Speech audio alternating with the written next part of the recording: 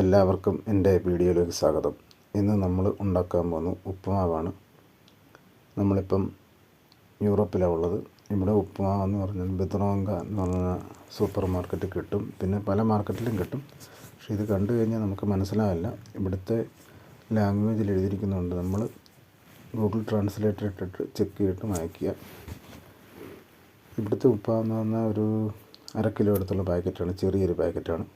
ഞാൻ ഇപ്പോൾ അതെല്ലാം കാണിക്കാം.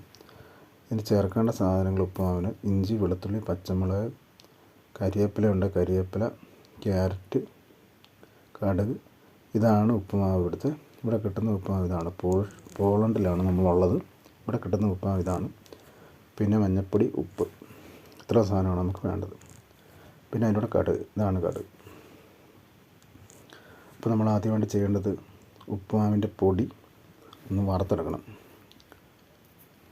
വറുത്ത് നല്ലോണം ഒരു ചുമന്ന കളറായി കഴിയുമ്പോഴേ എടുക്കാൻ പാടുള്ളൂ.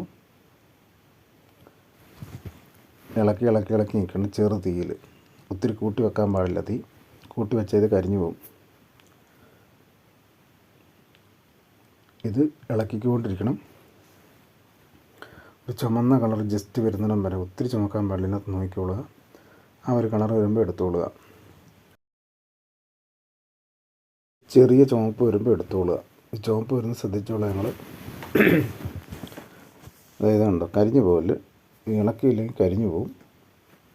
അതുകൊണ്ട് ഈ കളർ ഇവിടെ കാണിച്ചിട്ടുണ്ട്. ഇനി അടുത്ത ചീനച്ചട്ടി അടുപ്പ് വെക്കുന്നു. എണ്ണ ഒഴിച്ച് കടുക് പൊട്ടിച്ചു. എന്നിട്ട് ശേഷം ഇതെല്ലാം ഐറ്റംസ് ഇടുക. അതായത് ഇഞ്ചി, വെളുത്തുള്ളി, കരിവേപ്പില, സ്പ്രിംഗ് ഓണിയൻ, ഉള്ളി,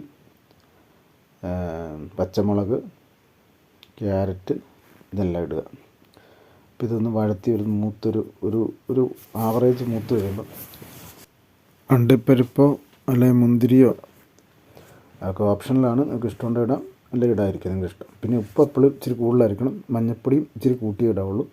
ഈ രണ്ട് സാധനം ഉപ്പാന്ന് പറയുമ്പോൾ ഇച്ചിരി ഉപ്പാണ് മുന്നോട്ടേക്കേണ്ടത്. ഇനിയിപ്പോൾ നമ്മൾ മഞ്ഞൾപ്പൊടി ഇട്ടു.